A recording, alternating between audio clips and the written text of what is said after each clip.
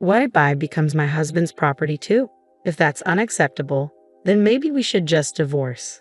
Charles, my husband, often tries to take things from me for reasons that seem completely unreasonable. He even attempts to give gifts I bought for my parents to his own parents, just to make himself look good. But that's not how it works.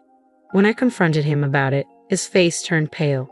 Before I married Charles, my grandparents had left me a significant gift, a piece of real estate. I thanked them, thinking this would be a future safety net for both me and my husband. But my grandparents, who were always wise and cautious, advised me to keep it a secret, even from Charles.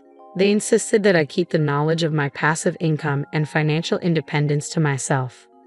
I felt a pang of guilt about hiding this from Charles, but I chose to follow my grandparents' advice. After my grandfather, who cared deeply for me, passed away, I continued my life with Charles. That's when the incident occurred. One day, while checking the account where I managed our living expenses, I noticed that $10,000 had been withdrawn. This account, which I primarily managed, was meant to cover our household costs, using the money Charles contributed. It was a huge sum, and I had no memory of withdrawing it, which meant it had to be Charles. When he came home that evening, I confronted him. "Hey, $10,000 is missing from our living expenses account. Do you know anything about that?" "Yeah, I lent it to my mom. She was in some kind of trouble," he replied casually, confirming that he had indeed given the money to his mother, Lisa. "And you didn't think to tell me?" I asked, astonished. "It's fine. Besides, it's my money that I earned. We have some savings, so it's not a big deal. That amount won't hurt us," he said, brushing it off. If Lisa was in trouble, what could I do? I had to help. But yeah, I probably should have said something. The account was for both of us, and if he had taken the money from a separate account he had before we got married, it would have been fine. But taking such a large sum from our shared account without a word, that was too much. When I cited his selfishness, Charles frowned, clearly irritated. Okay, I'll tell you next time," he muttered, dismissing the issue and quickly heading to the bathroom. I felt a knot in my stomach. He hadn't always been this way. When we first got married, he was attentive and always listened to me.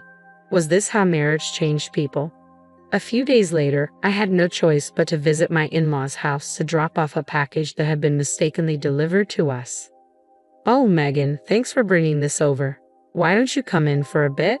Lisa said, greeting me warmly. I hadn't planned on staying, but it felt rude to refuse, so I stepped inside for a cup of tea. As I sat in the living room, I noticed some new, luxurious items, high-end cosmetics, glamorous clothes, and various health products. "Oh, my wonderful son gave them to me as a gift," Lisa said with pride. I realized then that the $10,000 in our account had been used for these extravagances. Charles had told me Lisa was in need of money, but it seemed she had used it on indulgent purchases instead. I couldn't help but feel uneasy knowing that the money had been spent on luxurious products for my mother-in-law. As I sipped my tea, unable to muster a smile, I noticed the shift in my in-laws' demeanor. Their cheerful expressions faded, replaced by a stern, almost threatening look. "My son is such a wonderful boy, always thinking of me and getting me these lovely gifts. But what about you?" my mother-in-law asked pointedly. "Yes, as his wife, are you treating my son the way he deserves?" my father-in-law added, his tone laced with suspicion.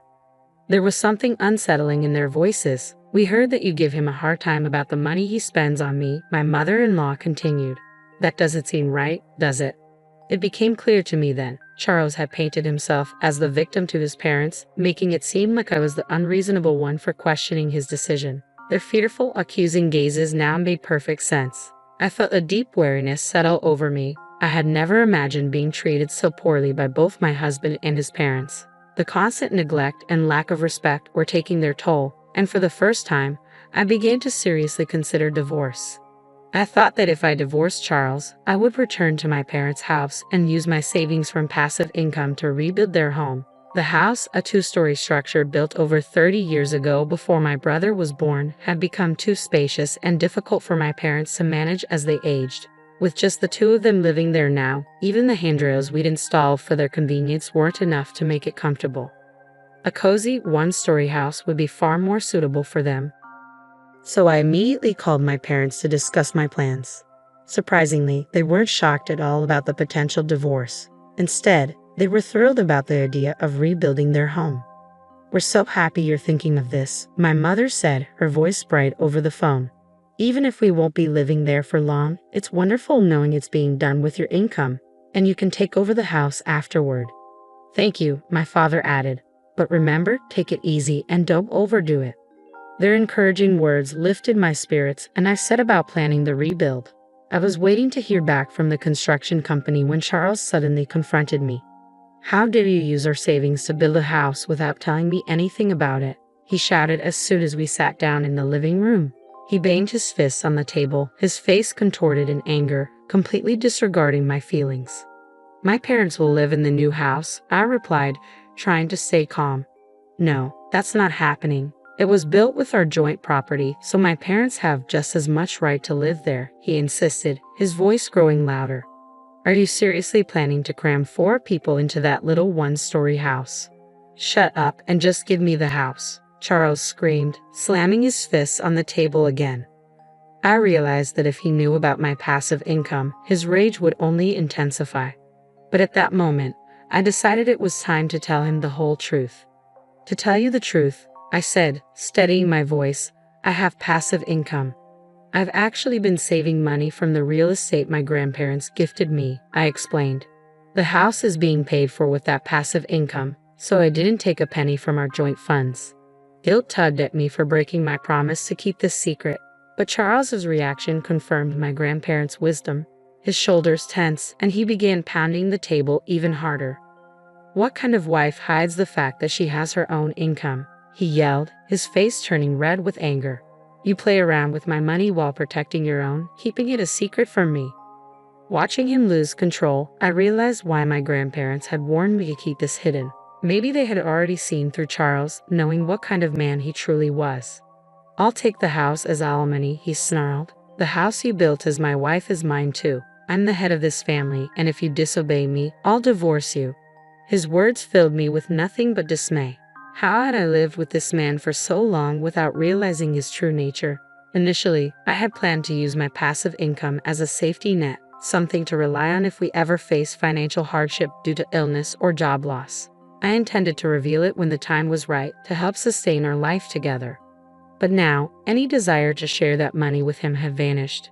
Be my guest, I said coldly as I rose from my seat and walked out of the house, leaving Charles and his demands behind. I couldn't stand being near Charles, but decided to stay at a business hotel for the night to cool off. I planned to return home the next day with a clearer mind. However, when I walked in the following morning, Charles was waiting for me, a smug, unpleasant grin plastered across his face. As I entered, he approached me, holding a sheet of paper behind his back. With a smirk, he revealed it. It was divorce papers, already filled out. You're lying about that passive income, aren't you? He accused. You made it up to cover the fact that you were actually taking money from our joint account. His accusations were as baseless as ever, and I found it impossible to reason with him. I had been honest with him from the start, and now I saw no point in trying to convince him further. I'm telling the truth. I do have passive income, I reiterated. Here you go again, Charles sneered. I know you can't live without me. He shoved the divorce papers into my hand, still smirking. Let me know when we can move in, he said with a dismissive wave as if it were all a game. I'm going out for a drink.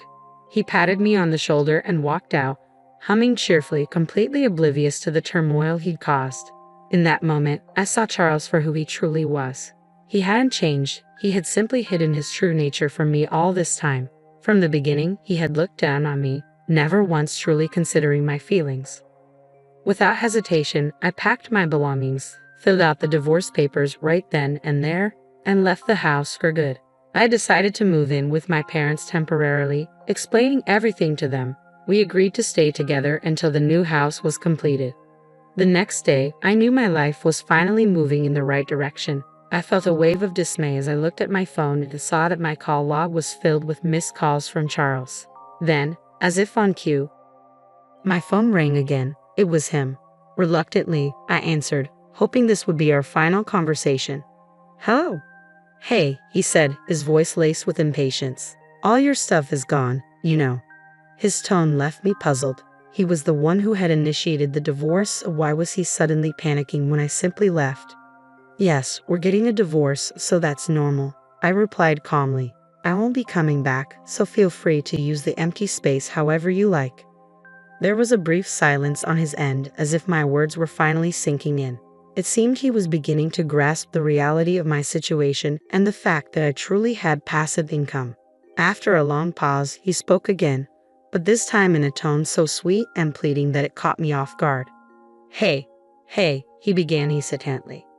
"Could you let my parents live in the new house? I don't care if I have to live with your parents too, please?" I was stunned. "I've already told you it's a small, one-story house," I reminded him. "Please," he persisted. "I said I'd surprise my parents with a house." His words left me speechless. How could he even think of giving away a house he didn't own, and to present it as a surprise? It was beyond reckless and utterly absurd. "You don't really care about the savings, do you?" he added, his voice almost pleading. "You have no idea how much I was worrying about the money." I couldn't believe what I was hearing. Charles was still trying to manipulate me, thinking only of himself and his parents without any regard for the truth or the consequences of his actions. "I gave you an allowance, saved for our living expenses, and tried my best to make ends meet," I began, my voice steady. "But that has nothing to do with what's happening here. You're careless with money and you leave all the hard work to others while pretending to have everything under control. You plan to present the house to your parents as if you prepared it all by yourself, didn't you? When in reality, I did all of this for my parents." Charles suddenly fell silent, and my frustration only deepened. It was infuriating how he tried to take credit for something he had no part in, using my hard work and intentions to impress his own parents. He was trying to take advantage of my genuine feelings and seize what wasn't his. "I won't give you the house I built with all my heart and soul for my parents just so you can show off to yours," I declared, rejecting his plan once and for all. He began to rant even louder. "But husbands and wives are supposed to help each other," he protested. "I'll tell them you built it, please. We're not a married couple anymore, are we?" I replied firmly. "We're strangers now. I already filed for divorce." The shock in his voice was evident. "You? Already filed it? Why are you so surprised? You're the one who asked for the divorce." "I didn't think you would actually leave me," he stammered. "Hey, let's start over. Let's talk it out and try to be a good couple this time." I couldn't believe what I was hearing. This was the man who had spent our savings on his own mother, threatened me with divorce, and belittled me until the very end. There was no way I would ever consider getting back together with someone like him. "No, thank you," I said, my decision unwavering. "Please give my regards to your parents." And with that, I hung up the phone, feeling a sense of finality and relief. I ended the call with a bright, resolute click. The following day, my phone was flooded with voicemails and messages from Charles, pleading for reconciliation. He claimed we could still start over, that he loved me, but I was certain his true motive was to access my property and fortune. To sever all ties, I promptly blocked all his contact information, including that of his parents. In the meantime, the house was completed, and my parents and I settled into our new, comfortable home. Life felt rejuvenated. Later, I ran into a mutual friend who knew Charles and shared the news of our divorce. She offered her sympathy and filled me in on recent developments concerning my ex. Charles had abruptly resigned from his job, claiming he no longer needed to work hard because he had acquired real estate. The company was unable to reach him, but he attempted to retract his resignation the next day. His bosses were furious, lecturing him about the trouble his sudden disappearance and incomplete notice had caused. They were particularly incensed that he hadn't considered the impact on his colleagues. Charles tried to fabricate an explanation for his actions, but it quickly became apparent that his divorce and reliance on my income were the real reasons behind his behavior. His lies unraveled, and the company refused to rehire him.